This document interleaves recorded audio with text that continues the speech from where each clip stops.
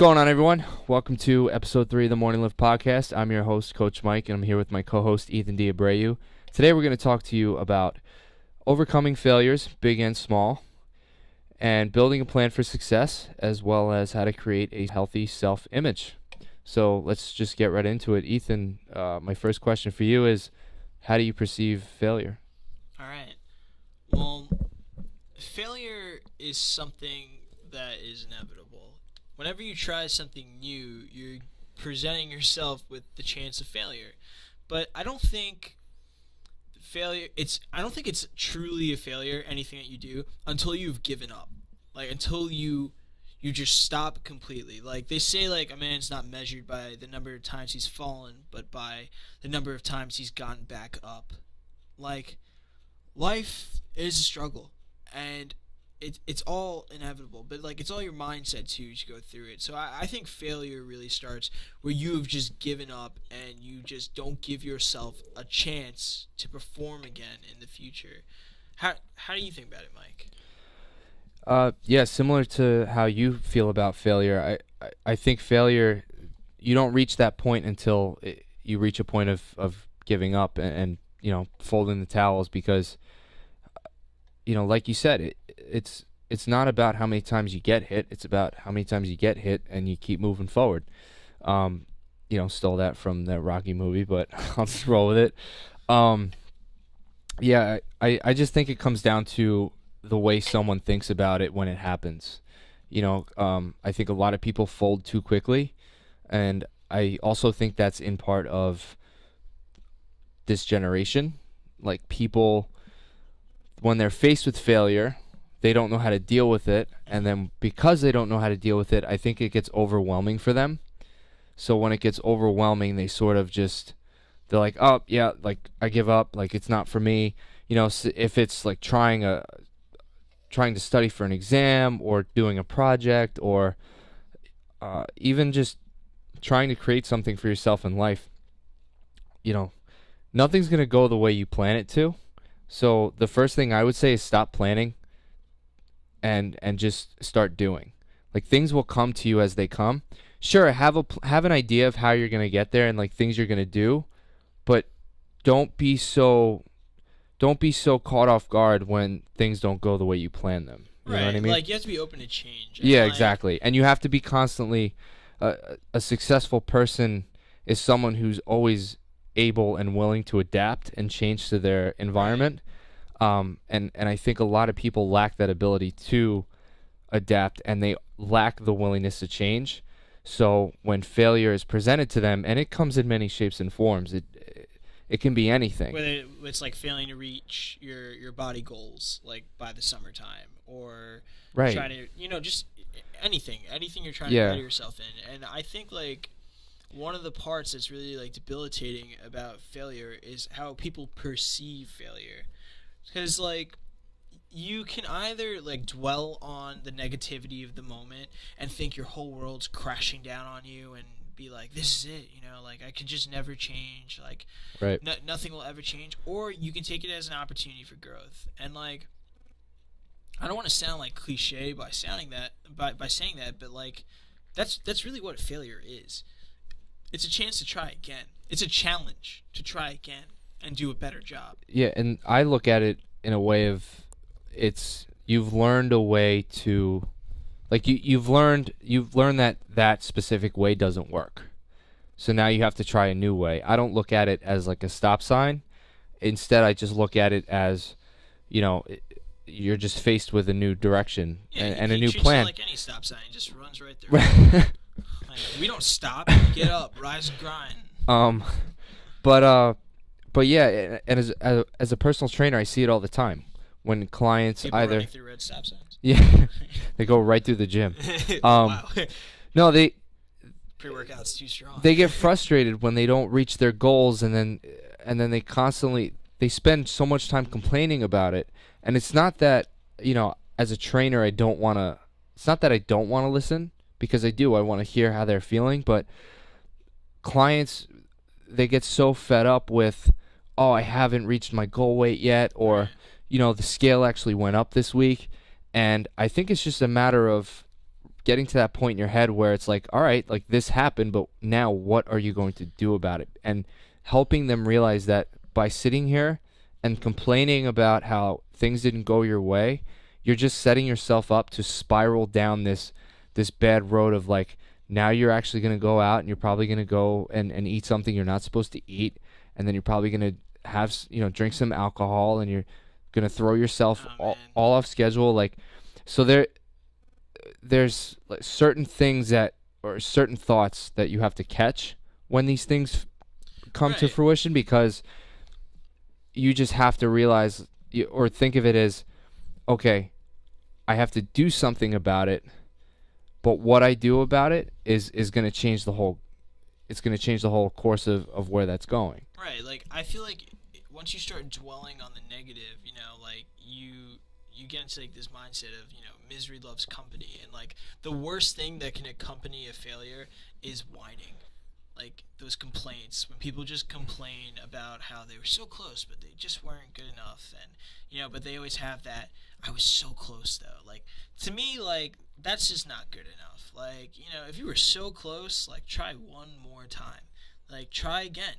Like, not everyone gets second chances, and when they present themselves, they're golden opportunities, and like, it presents so much opportunity for growth. Like, you're not always going to perform in the optimum way, and things aren't always going to go the way you planned. So not every day's Christmas. Yeah, right. I mean, if you're Jewish, no, but like, like, it's just like, you can create the perfect plan. Like, every aspect of everything that you think you've covered, but you know what? There's always that like outlier in the bunch that could just throw the whole thing off, and you have to recalculate, like Siri or something. But like, I think people get so caught up in the plan, and they're like, "Oh, this is perfect. Like, X is gonna lead to Y, and Y is gonna lead to Z," and they get so caught up in the preparation of it that they spend little time speculating about, well, what if this happens, or like, what if that happens.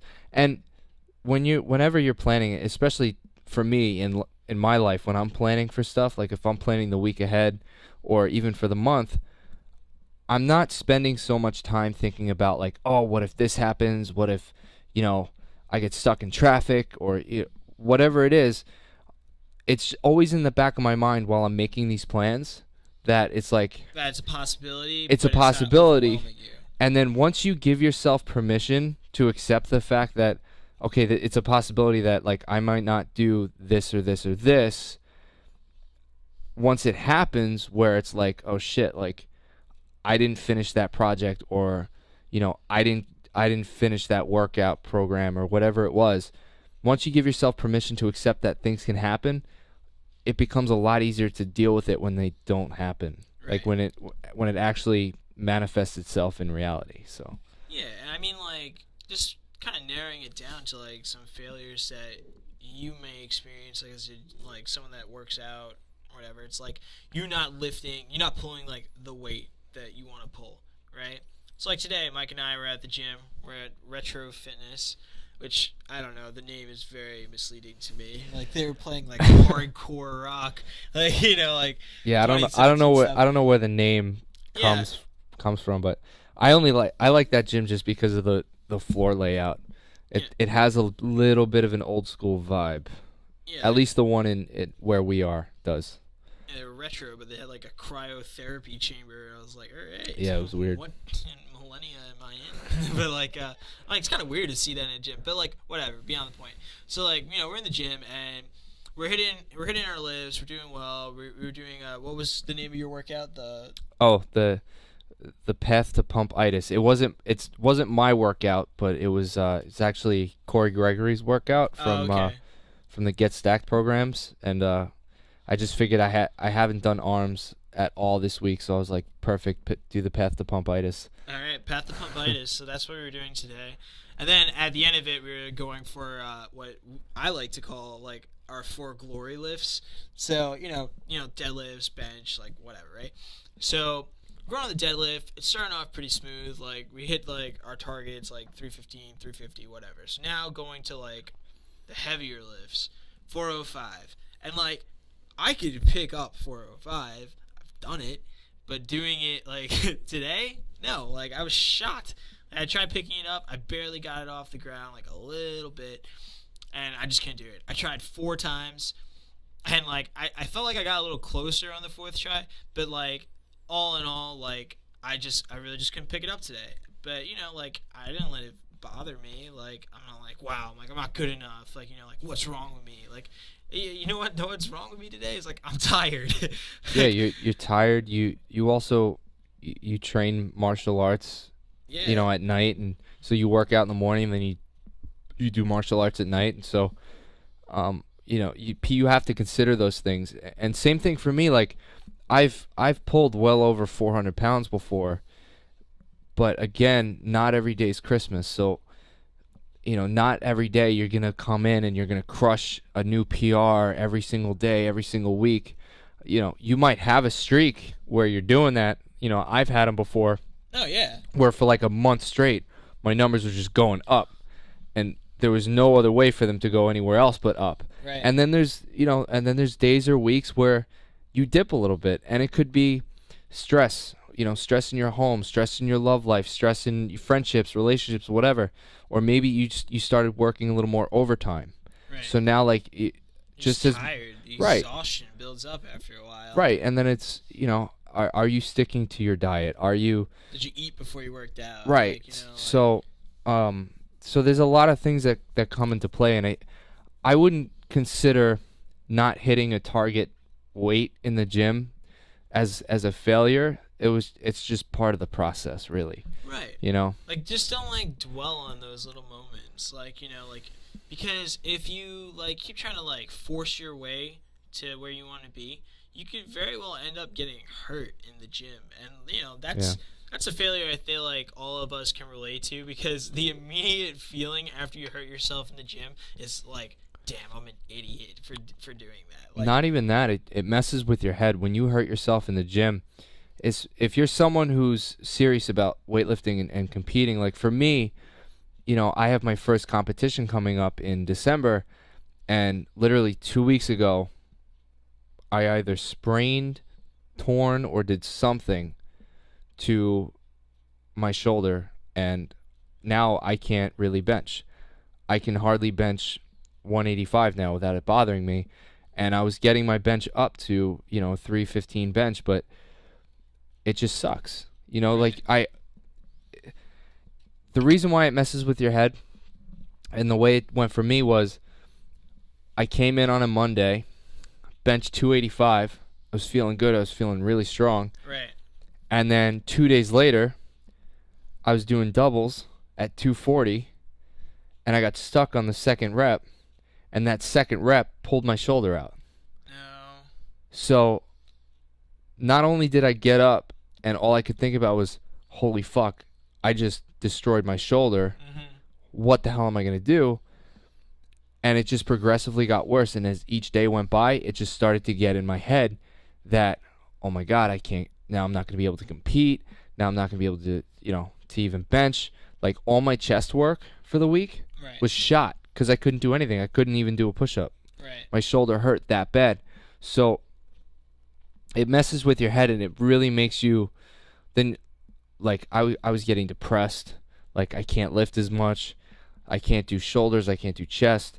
And then you start really feeling detached from the gym.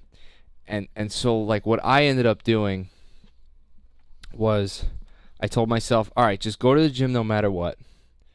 Take that time, do some mobility work, do some stretching, because we don't stretch. Bodybuilders, powerlifters, we don't fucking stretch. A lot of people undervalue stretching, and like for me, like practicing martial arts recently, like stretching and flexibility is a really big component of it.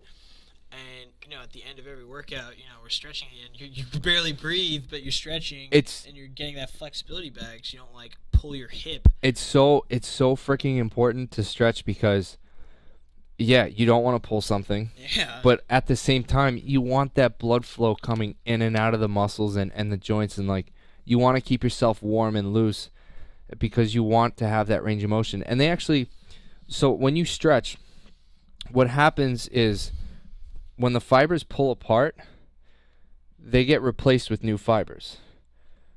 I believe it's the actin and the myosin like fills in with new fibers.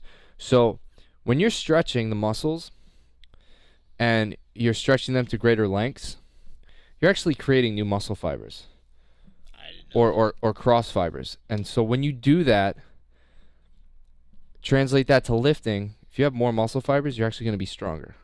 So over the years, I've actually noticed an increase in strength in myself just from stretching. Now, I don't stretch as much as I should, but just from stretching alone, and I notice when I do it on a consistent basis, like week by week, right, I start to see my strength go up.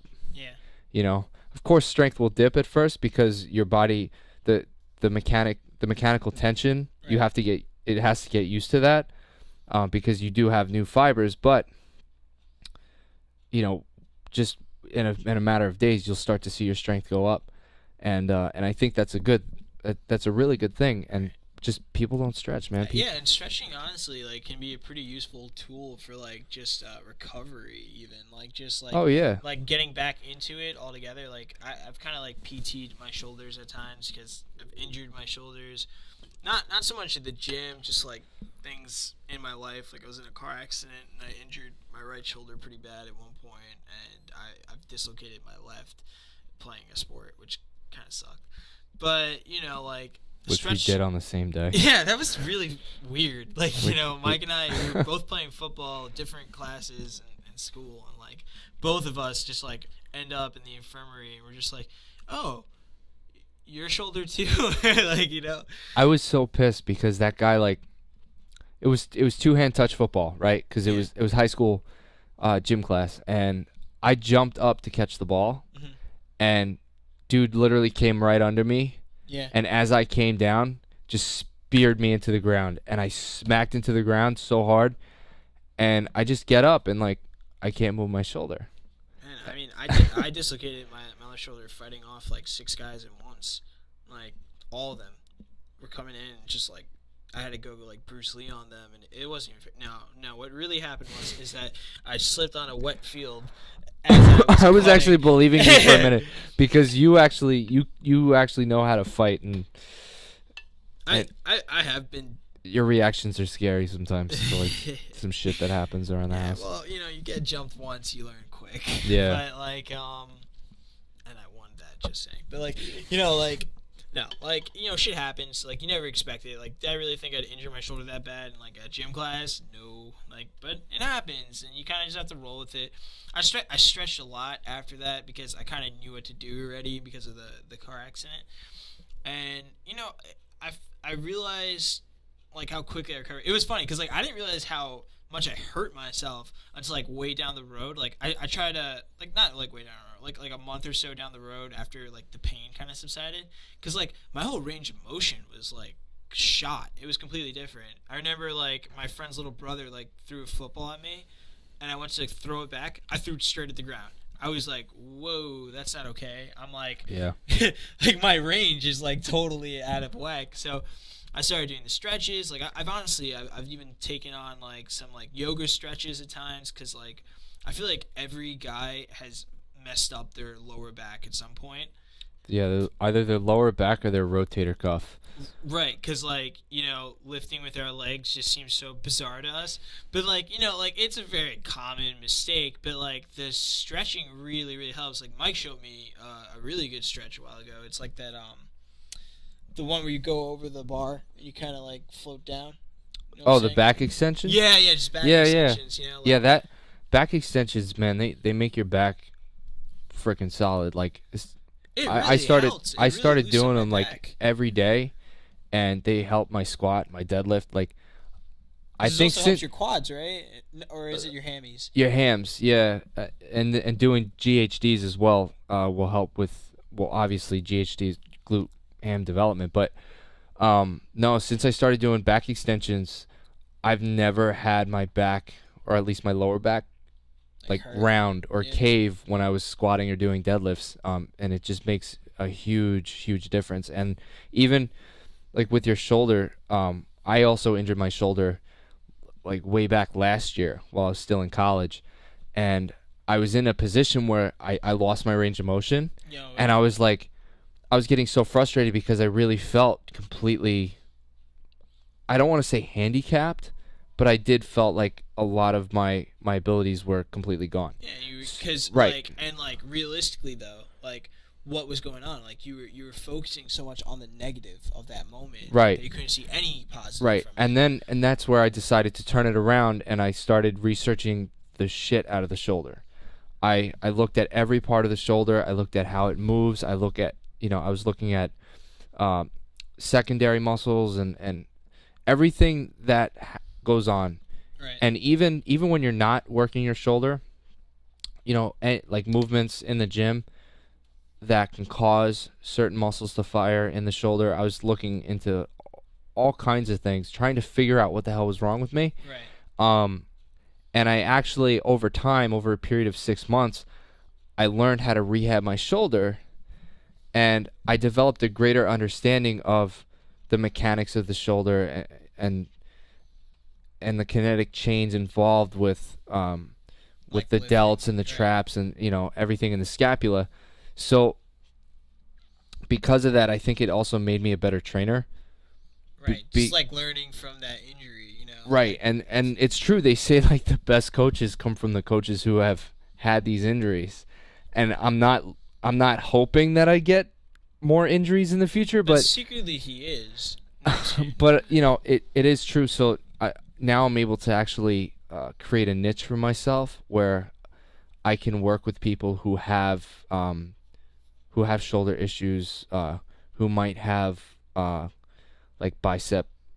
Like arm issues. Like I did work with a guy who recently tore his bicep tendon, just because like I developed such a great understanding of the arm, and the biomechanics behind everything, and the rehab that comes with things of like getting injured. So, but that ties into when you reach a point where you think you've failed, and you're done, and now you're getting angry, and you go through this vicious cycle of, I failed, I'm angry, now I'm angry at myself because I'm angry. You're angry at everyone else. And then you become angry at everyone else. No, like do something about it. And me doing something about it to overcome that was learn why I failed. Right. Like don't treat the symptoms, treat the source. Right. So that's what, that's No, like I mean, going off of my shoulder because it's the only thing that gives me a freaking issue. Yeah, it's been on his mind, But like, we got to stop beating ourselves up over failure, even if it seems like a big one. Like you really, there's no good that could come out of it. Like if you're just sitting there like, oh man, like I really messed up. Like like I wish I did this. I wish I did that. Like that's just not a good way to live. Like, you kind of have to take everything in stride. So, like getting into it, it's like one of the big failures that I overcame a long time ago was just like it was this competition, right? I was really into debate in high school, and I was partnered with a good friend of mine and this girl that he liked. So the girl that he brought with us she didn't really practice, so she pretended to be sick when we were in the competition, right? Like she pretended she had laryngitis. I was like, oh, well, you were fine 30 seconds ago, but I guess you have laryngitis now.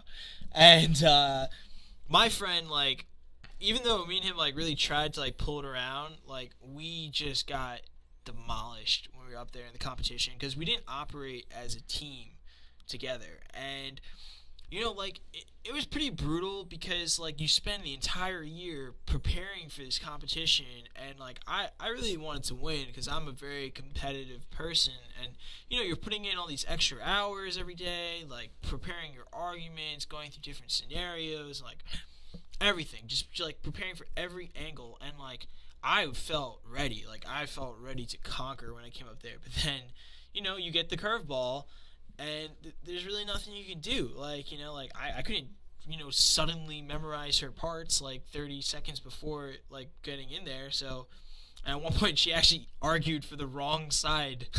So she argued in our, opponent's favor. But whatever, like beyond the point. So like losing that debate like really hit me, and like it was a rough ride home, like on the bus and everything, just like kind of facing that failure. I felt like all my friends had won their debates, but like I was the only one that lost, and it was because, like we weren't a functional team because focused on little things. But preparing in the next year, like the next year was tough because like my mom was working late, so she couldn't even drive me to school, like so I could go to these like the club meetings for it. So I used to I told my mom this lie already, so it's it's out there. But like I used to lie and say that I had a ride to get to youth and government, but I didn't, and I knew it's because my mom would never let me go. So like I walked 5 miles like at night to get to school, and like just did my best to win because I wanted to win that year, right? So like every day I came in and like I was laser focused.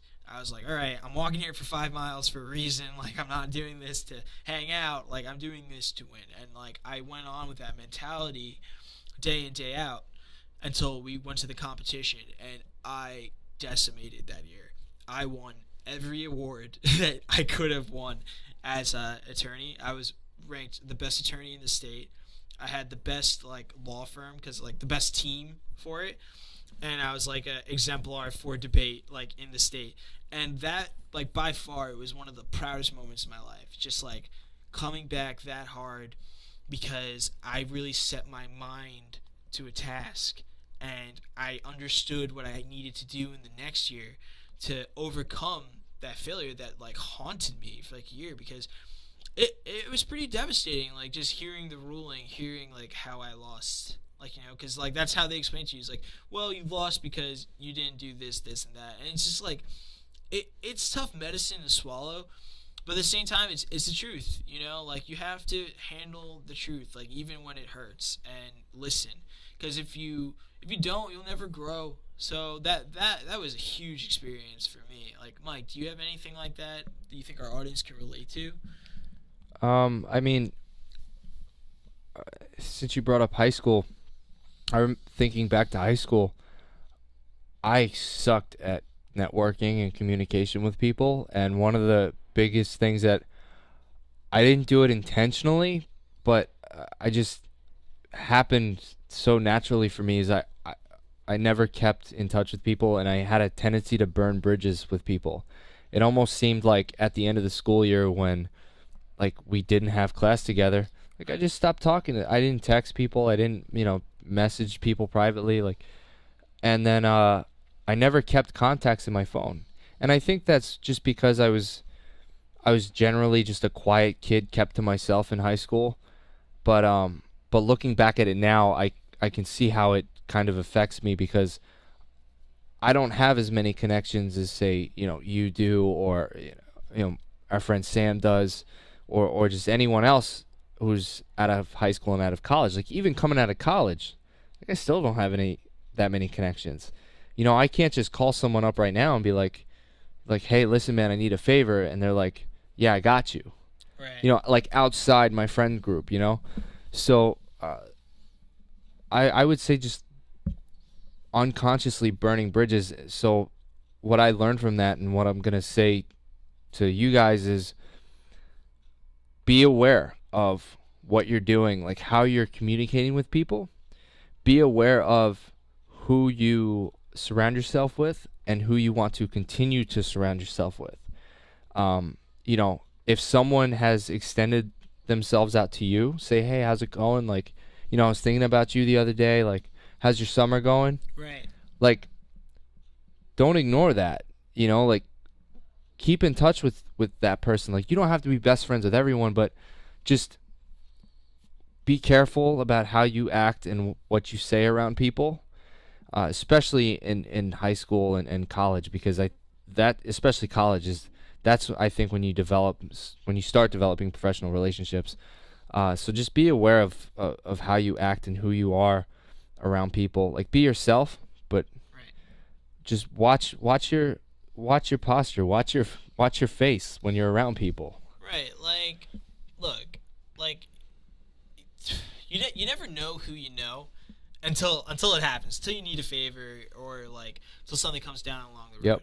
Like, And like I said, you don't have to be best friends with that person, no, but just because you were like, kind. Right, you're like, hey, how you doing? Like, do you mind if I sit down and eat lunch with you today? Right. And you never know, like, 4 years later, right, like, it might not even be you that needs something. It might be them that needs something. So they call you up and said, right. hey, I remember you were, you're a personal trainer, and like, I'm doing this project, and I think I could really use your help on it. And that's how doors start opening. That's how opportunity starts coming in, I mean, like, since or one of the ways. High school before, like, if you're a bully, like, think about that a little bit, because you know what? Maybe you're that guy, you bully someone now, but you top out in high school, and that person you bullied, like, because he or she was smart, or like did something that kind of intimidated you, or you felt they were like weak.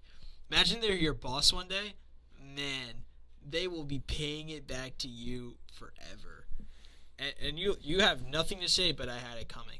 So, like, for me, it's just like I try to be kind to everyone I meet, even if I don't like them. Like, if I have nothing nice to say, I don't say it. Like, so, like, even when I was a kid, like, I made my best friend that I've been friends with for since I was 5 is my best friend, because he was being bullied and I stood up for him, because it just bothered me. So, like, speak authentically and speak up for people that need help, like, at times, because, like, not everyone has, like, that voice, and it takes a little bit of time to find it. So, like, like, I've always tried to act in a way that was very fair and kind, so I was constantly, like, on accident building relationships, because, like, I've always, like, really kind of been a loner. Like, I don't really go out of my way to make friends with people. Like, I'm not that extroverted guy who goes to, like, every party and, like, tries to be everyone's best friend, and, like, like, I don't care about any of that. Like, and I've never overly concerned myself with, like, how other people, like, view me, but, like, I concern myself to the extent it's just that, like, I don't need people to think I'm a jerk because I act like one. So right. I act very kindly, and sometimes along the way it works out for me. Like, I'll have, like, a work reference, or I have a friend that's willing to do me a favor and just help me with some, like, day-to-day kind of task. Like, Mike and I, we're not gonna really talk about it a lot today, but, like, we drove to New Jersey this week, and we got the chance to interview someone that I met, like, a girl that I went to school with when I was, like, 12, and I haven't seen her in over a decade, but, like, we kept in good touch with each other, and we, like, we always kind of had that respect for one another. Like, I was never mean to her when I was 12, like, thank God, and, like, she was never mean to me, like, and, like, it really worked out, like, down the road, because she's achieved quite a bit on her own, and, like, her success is really impressive for someone her age. That was pretty incredible to us, and it showed a lot of humility and kindness on her end. So just, like, having that, like, being conscious of, like, how humble you are and how kind you are can really take you a long way in the future. Like, you don't need to be everyone's best friend, but just be pleasant. Like, don't go out of your way to hurt people. Yeah, no, I anyone who goes out of their way to hurt someone, you are just, I'm not even gonna say it. You already know what you are. Yeah. But another thing that comes to mind is in the working place, watch what you say and who you say it to. Right. And honestly, just don't say anything at all. Especially complain. Like, don't complain. Yeah, don't complain. Look, no one's perfect. I'm guilty of it. One of the gyms that I've worked at as a trainer and also as an employee, I made the mistake of talking to, because I thought this person was a friend of mine, which I'm sure, like, at that time, we were, like, we respected each other and we considered each other friends, but we weren't, like, best buddies. But we had some sort of a friendship relationship going on, and so I felt comfortable enough telling her certain things about the workplace, about how I felt about certain things, and straight up, it always comes back. It always backfires, whether you meant it maliciously or not. Right. Because the other person could have something to gain by you losing. Exactly. And you don't know who that person is going to tell. So, also trusting way too easily. Oh, yeah. I'm not saying that. Don't be naive, basically. Right, yeah. Just watch what you say. And this just goes for the workplace. Because in the workplace, it's a totally different culture than if you were to be sitting in a bar with that person. You know what I mean? Right. People hear things, people twist things up. So just watch what you say and just don't complain. If you have a complaint and it's a sincere complaint, then bring it to management.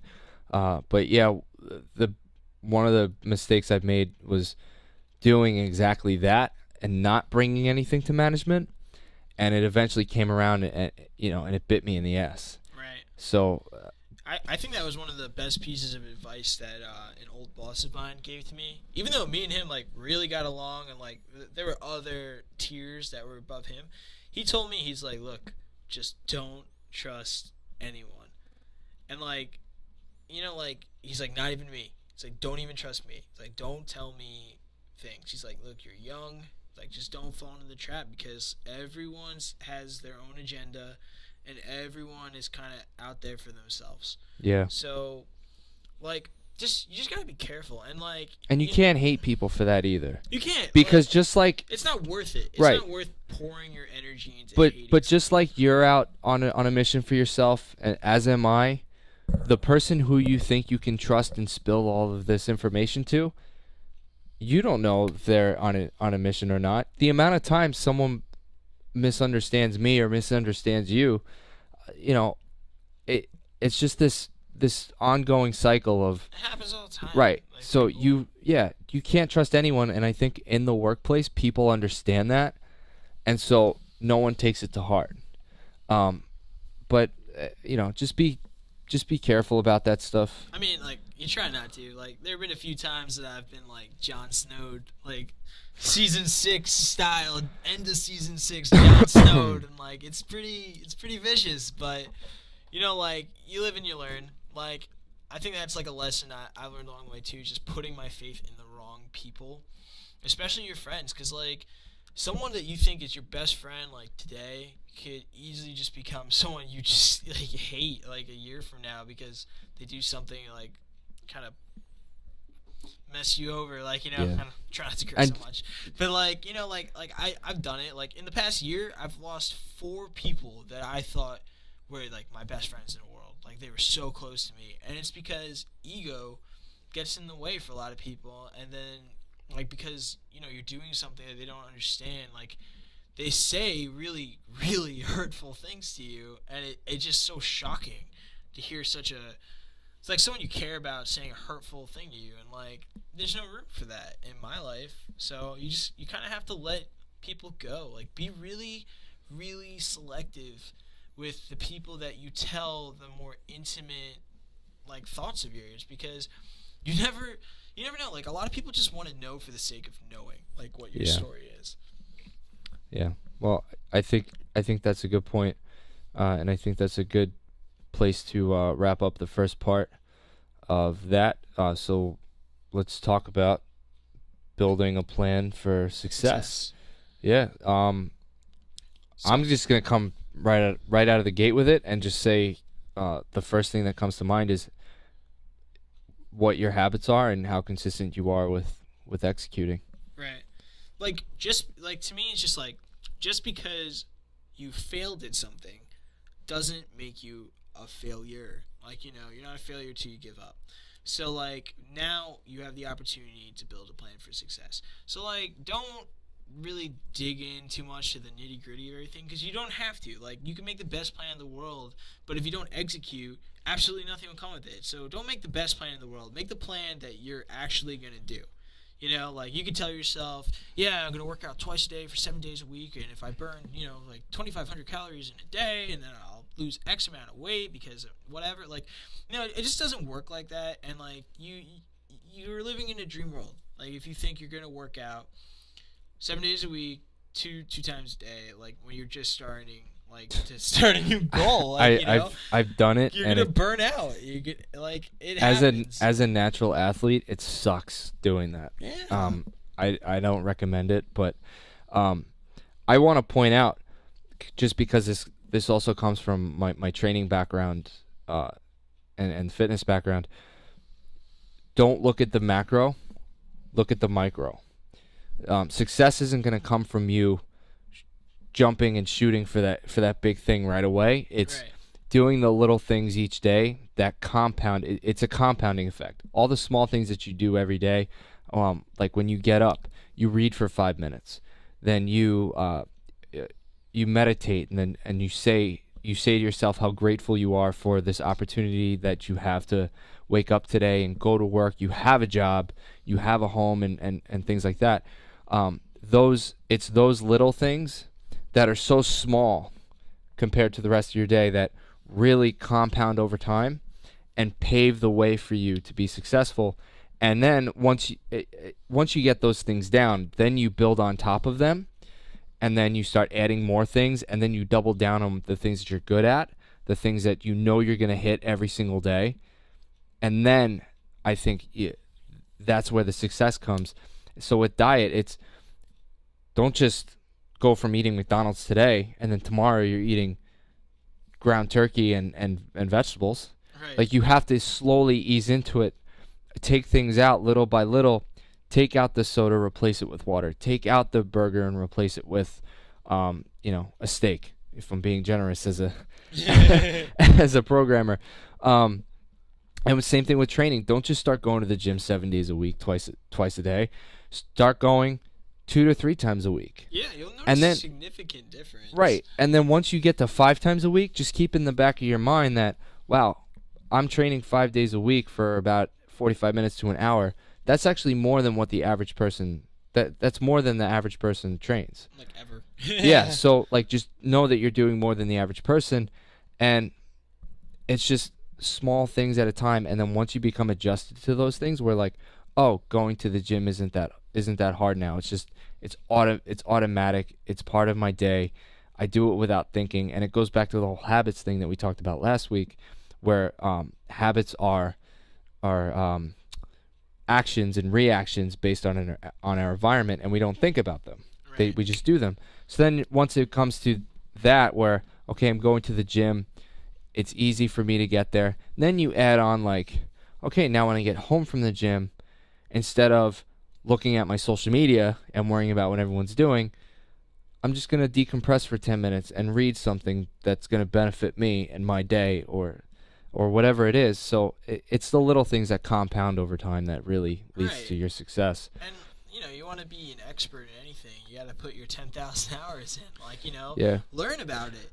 Like, to me, like, I really enjoy photography, but, like, I'm an amateur. Like, sure, like, sometimes I have some pretty nice photos, but, like, there are people that take things that, like, blow your mind, and you're just like, wow, like, like, how do I get to that? And I don't sit there and be bitter and be like, well, they edited their photo and like, oh, they think they're so great, but they just have like a camera that's twice as expensive as mine. Like, it's really not like that. Like, you just have to like be honest with yourself. Yeah, honest with yourself. Yeah, don't start off thinking, oh, I'm a professional. Start off with humble beginnings and say, like, I'm new, I'm a beginner, I suck at this.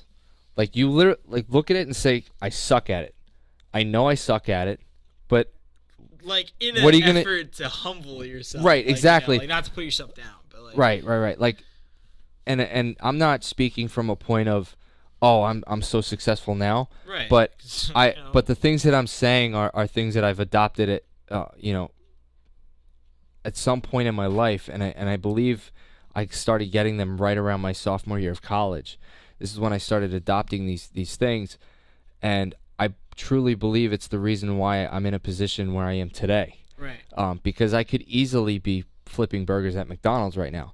Not that there's anything wrong with flipping burgers at McDonald's. It's just I didn't want to get stuck doing that for the rest of my life. Right. So I do think it's it's a matter of humility and just acknowledging the fact of, like, instead of thinking you're here, you're actually here. Right. And you're working your way up there. So yeah, that's my. Yeah, like to me, like my people that know me well always know that like I am the man with the plan. Like like I'm constantly planning. Like once I get quiet, they know that something's like kind of storming in my mind. Like You can smell the bacon. Yeah, it's cooking. Smell the bacon. It smells wonderful. It's no burnt smoke. This is a professional chef. No, okay, but like you just have to take a second to pause. Like instead of reacting right away to a situation, pause and like think about, okay, what can I do now to make sure that I'm successful going forward? Like Mike touched on meditation pretty like lightly before, but like meditation like for me has been an excellent tool when it comes to like getting that laser focus to see what I want.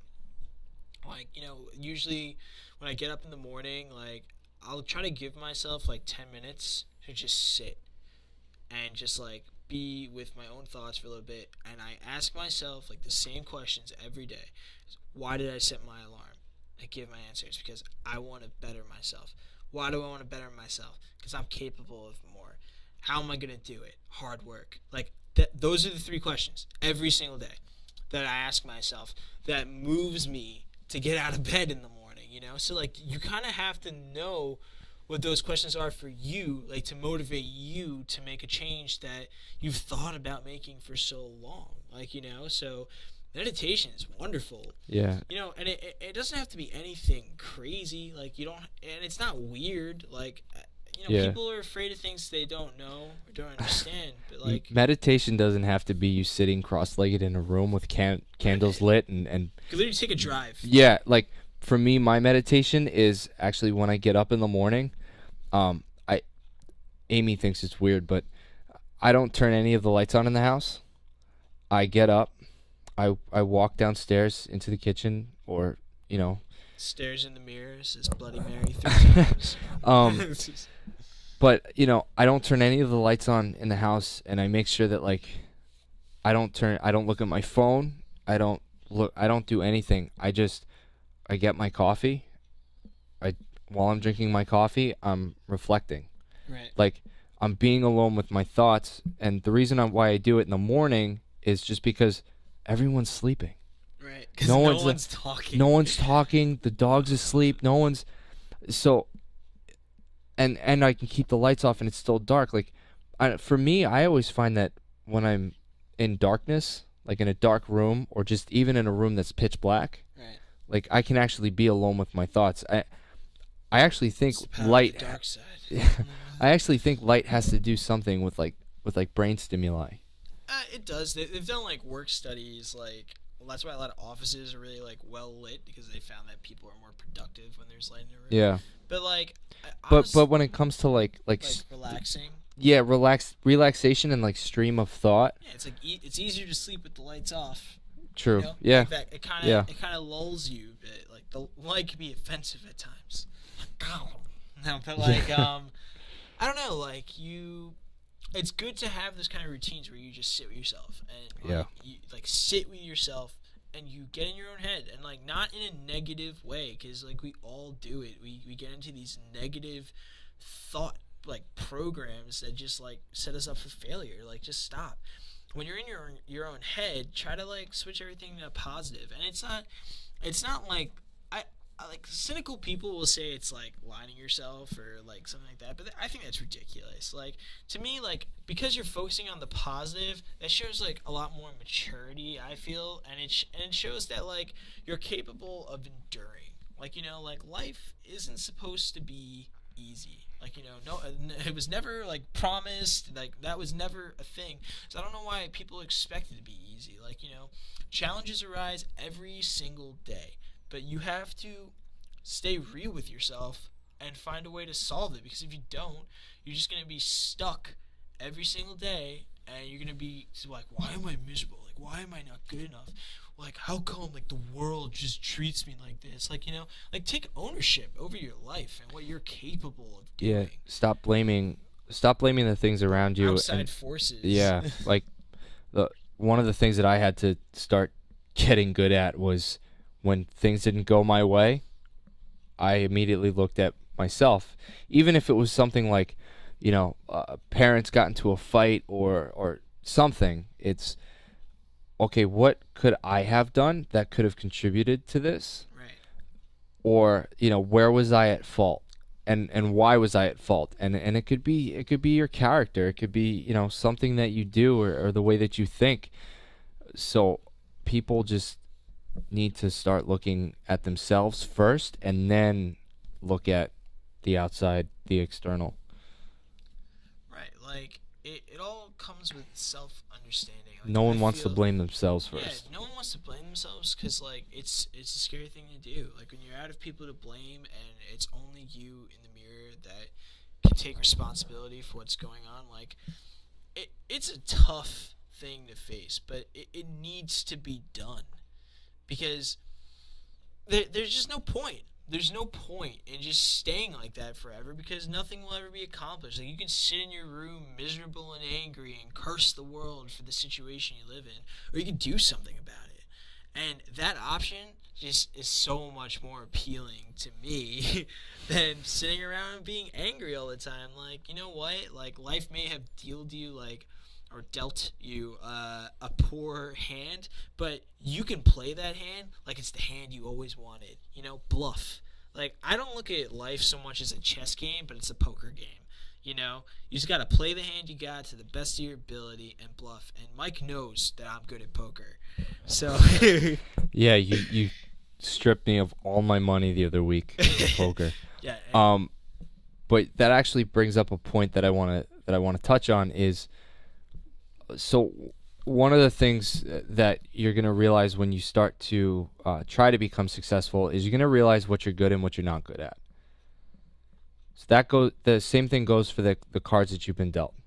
Whether what life gives you on that day, or literally the cards you've been dealt the day you were born, you were given certain things that you're going to be good at, things that you're not going to be good at.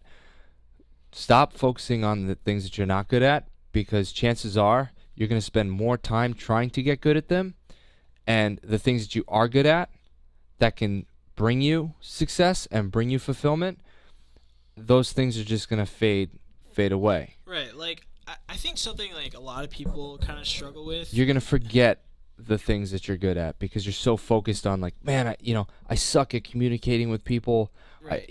But a lot of people, like, I feel, are measuring themselves with like the wrong metrics. Right. Like, like school, for example. Yeah. Like, like success doesn't have to be getting like straight A's in all your classes. Like, I think you should take your studies seriously. Oh yeah. Like you should always put in an effort. But if you're putting in an effort and you're getting like B's and C's and you're genuinely trying, like really that was me in school. Like, I was never a straight A student. Like, my effort got me a B. Like I was a B average in high school and in college. So at one point, like, I just accepted, like, dude, if I study for 6 hours, right. every single day, and like I just get I get like an 80 on an exam, like, all right, so be it. Right, you worked for it. Right. And one of the things that my parents instilled in me in such a young age was, as long as you tried and put in the best that you can put in, because if you didn't try, then that's a problem. Right. Like, and it's always good to improve on yourself. It's always good to try to get good at things, but just don't focus so much on the things you're not good at that you just totally neglect everything else. Yeah. Always try to improve, but don't like we all have something that we're good at. We all have a talent. Yeah. So like take an opportunity to let that talent grow. Like don't let like what everyone else's standards bog you down. Like like with school, like we're saying, like if you're trying, you're getting like B's and C's, like whatever. Like like you're putting in the effort.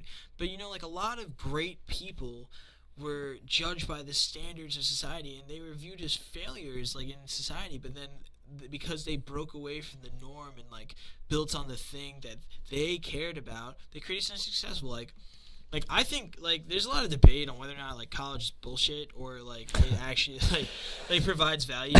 And like I don't want to talk about it. Like to me, like how I feel about it is like, yes, college does provide value. It gives you an opportunity to get a job that you wouldn't normally have, right? Bullshit is the student loans that you have to pay. But like whatever, like like I think it's bullshit with you work hard for an opportunity, but then you're in crippling debt. I think it's to some degree college does help you, but you can be successful without it. Exactly, like where I was going with that. Yeah, really evaluate what you want to do in life, and then think to yourself, well, do I need college? Do I need a college degree to open a gym? No, you don't. Do I need a college degree to be a writer? A writer? No, you don't. Just or a photographer or a journalist, or just a musician. What you do if you want to be a writer, right? Start reading and start writing. You don't need to spend so many thousands of dollars to have someone teach you writing. To give you an English degree. Right. Well, an even better example, business, right? Because I took business in college. Well, and so did you. Right. I want to start a business at some point in my life. At some point in my 20s, I want to open up a gym. Right. I realized sitting in business class that I'm being taught these rules, these principles, and accounting this and economics that. Yet these people have had no experience ever running a business or even playing with it. They're only teaching back what they've learned from a textbook 20, 30 some odd years ago. The only professor though that I respected because he did have experience was my for management class, my management professor. Yeah. He was in like the U.S. Navy and but he was CEO of a couple companies. I think he was one of the head guys for CBS. Yeah. And so he did have experience, and you could tell when he was teaching that class, he was like, literally day one, he's like, screw the textbook. He goes, those were always my favorite professors. He's like, the things in the textbook are actually completely outdated. They don't matter. Right, exactly. Like, what matters in life is application. Like, I have my college degree, like, I got my bachelor's degree in accounting, whatever, right? But, like, what I did, like, the work that I did had nothing to do with what I studied in school. Like, I needed the degree to get it, but, like, the textbook work that I did, like, those problems had nothing to do with what my job was. And it's a hard pill to swallow, but it's the truth. And like those kind of professors, oh man, they were the best. Like, and guys, like, you're gonna have one professor that you just hate. Like, yep. I was always a really good student in high school, but like in college, it's not that I wasn't a good student. I just kind of shifted my priorities a bit because it was difficult to balance everything I was doing and then maintain like my standard of happiness. So I had to adjust a little bit. So I eased off the gas on like my GPA stress so much. I still graduated with like a 3.59, which I'm proud of because I worked pretty hard for it, but like I had that and I had my personal happiness, like kind of going from that change from like being a 4.0 student in high school to that. Well, that was huge for me, but then, like, I made that professor, like, I found that professor that just, like, had a vendetta against me, and, like, me to him as well. Like, we just hated each other, and, like, that class was really difficult. But you know what? Even though I hated that professor, I showed up every day. Like, if not to just annoy him, but, like, I showed up every single day, regardless of my feelings, and I feel like a lot of kids will stop showing up to school or to a class because they don't like the teacher. And I'm like, honestly, guys, it's not good enough. Like, you're spending a lot of money to go to college. Show up to all your classes. Like, just because you failed the test doesn't mean you don't show up for the rest of the year. Like, even if you're going to fail a class, like, for the year, you go to all those classes, like, to the very end, because you know what? Now you got a head start on the next semester. That's where I first realized that I had some humility in me was because I wasn't a perfect student, and like I failed a few classes in my college career, but I remember one class I was bombing terribly, like right out of the gate, like Fs. Right. And I still showed up. Right. Even though I knew, like, dude, I'm screwed for this semester, I could have easily been like, nah, I'm too good for that class, I'm not going to show up. I still showed up. Right.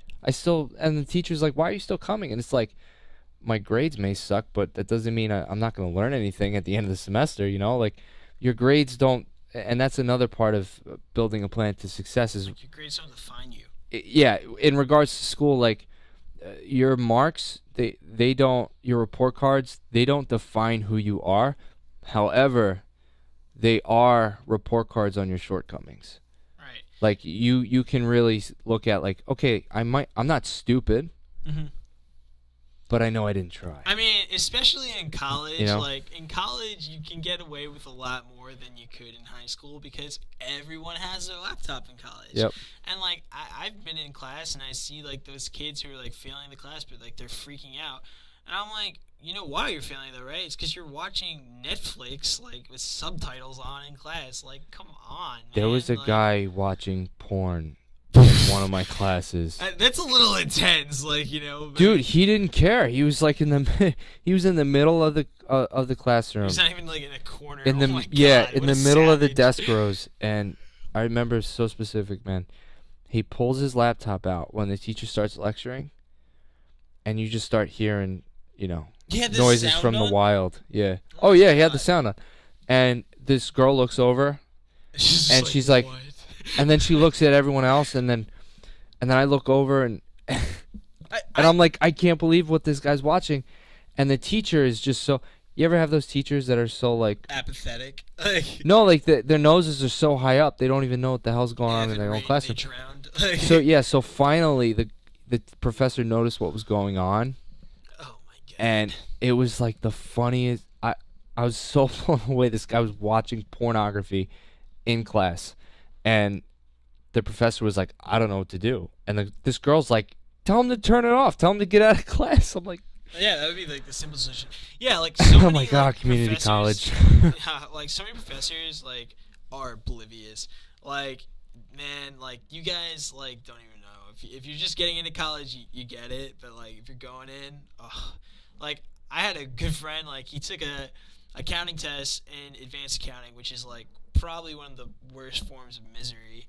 It is probably one of the most difficult accounting classes we've taken. But whatever. Like everyone would do bad. It's like him studying with a friend of mine. Like they're both very intelligent people. Like he got like a 53 or 56 on the test, right? A group of 4 people that sat really close together got 106 on the test. So like a normal person would be suspicious of that, right? But nope. Like, and it's because like those kids actually did cheat on the test because they wrote all the answers in the calculator because they got last year's test. And like honestly, like I despise cheaters. Like cheaters have no honor. Like I'm sure you look great on paper and stuff, but like for me, I rather keep my pride intact. I've never cheated on a test. Like, you're cheating yourself. Like you really are, and like we're not even like saying that to be like lame. Like it's a truth. Like don't cheat on your test. Own your failures because if you're the person that cheats on everything, A, you're not learning anything, and B, you just need to humble yourself. Yeah.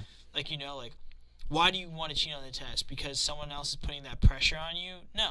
Like you have to do something like for you. Like you want to do well on the test because you want to do well on the test, not because it's expected or whatever, right? So like just stop because it just builds this horrible cutthroat culture, which it just just constantly grows like a cancer in the workplace, and like it makes everyone's life miserable because all these people who shouldn't be in charge are in charge, and then right. It all trickles downhill. So like, don't cheat. Yeah, don't cheat yourself if you want to be successful. Right. So like it's gonna happen a lot. Life. There's gonna be a lot of situations where you are 100% right, and you're still gonna lose. And there's gonna be situations where you're 100% wrong. So don't be afraid to admit that you're wrong. Let your ego. Yeah, put it away. Put your ego away. Put a lock on it, and don't be afraid to admit you're wrong. There's a book by Mark Manson, and I suggest reading it because it really it's a life-changing book, or at least a mind-changing book. It's called The Subtle Art of Not Giving a Fuck. And it's very subtle. It's and he talks in this book about how, in life we don't go from being wrong to right. We actually go from being wrong to less wrong. So we're never right. We're actually just constantly on this path of being less wrong than we were previously. Right. So, which all in all, really what it comes down to is when you're wrong, accept humility, learn from that, and become less wrong, and just keep going. So you're in this constant state of progress, and so don't be like, put your ego aside and just think of it as a way of like, okay, I'm never going to be right, but I'm in this continual process of growing and progressing, of being less wrong. And that's where you become happy, because true happiness lies in progress, really. Right, like, just don't ever take yourself for being a completed product. Like, because you're not. No. Like, no one is. Like, if do you think, you've died. Like, do you think you'll ever be a completed product? Like, no. I mean, like, I'm definitely going to achieve, like, goals as I go throughout, because that's important to me.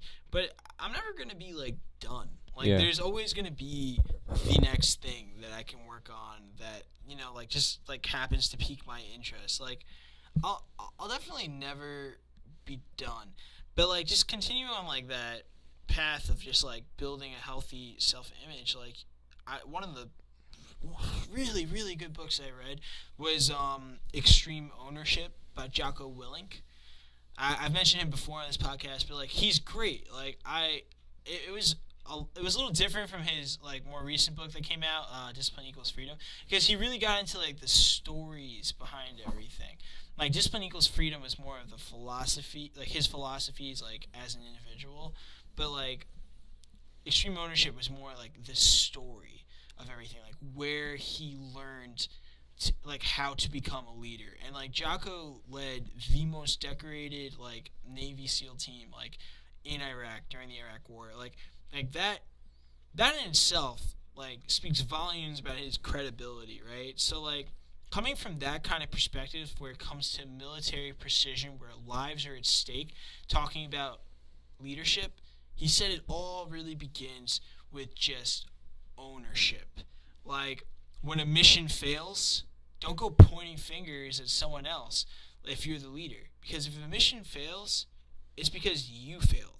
No matter what happened, it's because you failed as a leader to execute, to properly communicate a message. So, like, I take this both in, like, the positions where I have an opportunity to lead, and in my just personal life on a day-to-day. Like, if I fail to hit a goal, like a weight goal, or, like, you know, like any sort of fitness goal, like reading or something, like trying to get up at a certain time, like whatever, right? Like doing well on a test. Like, if I don't hit a goal, it is no one's fault but my own.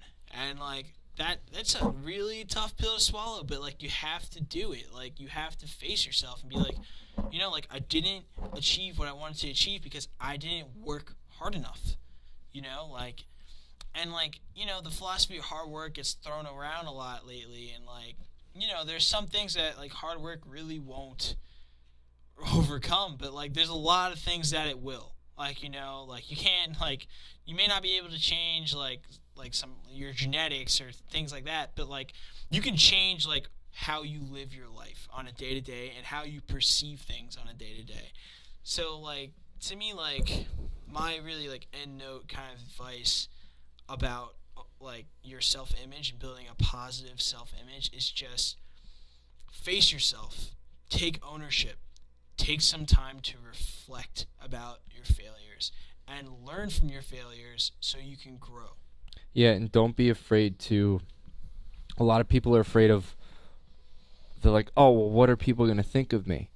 Well, screw what people think of you. What I found through that whole process is people will actually be more accepting of you. And actually more of the right people will start coming into your life as soon as you start letting go, right? And then, but taking ownership of who you are. Right. And accepting the fact of, like, okay, like, this is who I am. This is me. And take on that hurdle of trying to progress every day and learn something new every day. And I think that whole fear of, oh, people aren't going to like me, I think that just goes away. And you shouldn't even worry about that in the first place.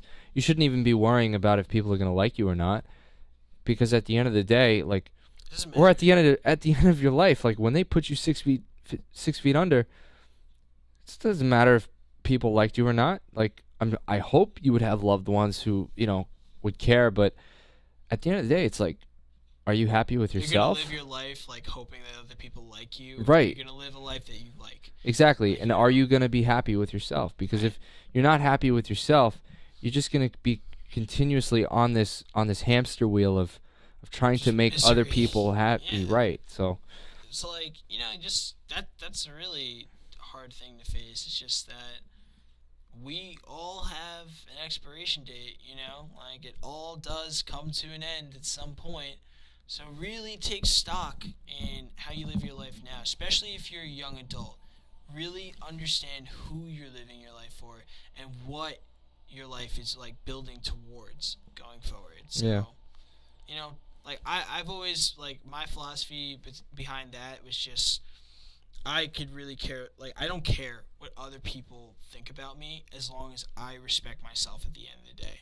Because I have very high standards for myself, so, like, like, what other people, like, judge me on, like, it doesn't matter because they don't understand me, right, or what motivates me. Right, yeah, so, no, I think that's a good point, and I think that's a good point to end on. We touched on everything I think we wanted to touch on today. We talked about overcoming failures and some of the things that you can do. The biggest part is just when you do reach that point of failure, okay, what are you going to do about it now? And that choice is going to be the defining factor. Building a plan for success. There were a couple things. Doing small things every day that compound over time. Humility. Right. Anything that Yeah, just like, like what we were saying before, like, it's just about taking everything in perspective, like, just because you failed, you're not a failure, like, and when you fail, it's an opportunity for you to plan to become successful at that thing. So make a plan that actually you're willing to follow, that you will follow. It could be a perfect plan, but, like, if you're not willing to follow it, it really doesn't mean a lot. And understand that it's going to take time for it to build and for you to implement it. It's not going to happen overnight. Right. And I also think that everything that we've talked about actually all tie into self-image, Right, for sure. Because whether you're looking at self-image physically or self-image spiritually or mentally, these things all tie into one another. There's not one single thing that you can narrow it down to. I think it's just it's a collage of things. So right, like, your self-image, like, you just have to be fortified with yourself. Like, you have to understand who you are, and once you know who you are, what other people think you are, it just doesn't matter anymore. Right. Next week, guys, we have something really exciting in store for you. We Mike and I drove up to New Jersey this week for 2 hours. That was total last-minute trip. Oh, yeah, like, the opportunity presented itself within 2 days, and we just went for it. We jumped on it, yeah. Yeah, like, we had the opportunity to interview an old friend of mine, Lena Griga. Right, I haven't seen her in about 10 years, but we've always we kept in touch a little bit because we both saw that we were both hustling on something. And she has created so much success for herself. She is a life coach, she is a model, and she's a content creator. She has a vlog up on YouTube if you guys want to check that out. Like, she's just a fascinating person, and we had a really interesting conversation with her about the industry, about overcoming fear and overcoming, like, standards that other people place on you. And we dive into a few other topics too, but we really hope that you guys want to check this out. Like, it's a stimulating conversation, and we think you guys can get so much out of it. So, guys, make sure you tune in this week and next week to catch that episode that we have with Lena Griga. But just real quick, guys, check this out. Make sure you go to YouTube. Make sure you check us out at The Morning Lift. Make sure you give us a like, subscribe, leave us a comment. Let us know what you think. Let us know. It makes it easier for people to find us if you do that. Exactly. And we're on SoundCloud now, so keep an eye out for us there too. Check us out on SoundCloud and follow us on Instagram at The Morning Lift. We'll see you next week. All right, peace.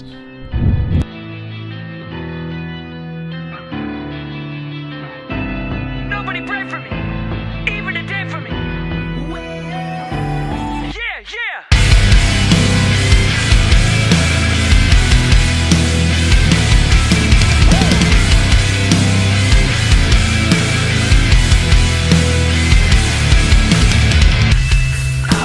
Syrup sandwiches and crime allowances for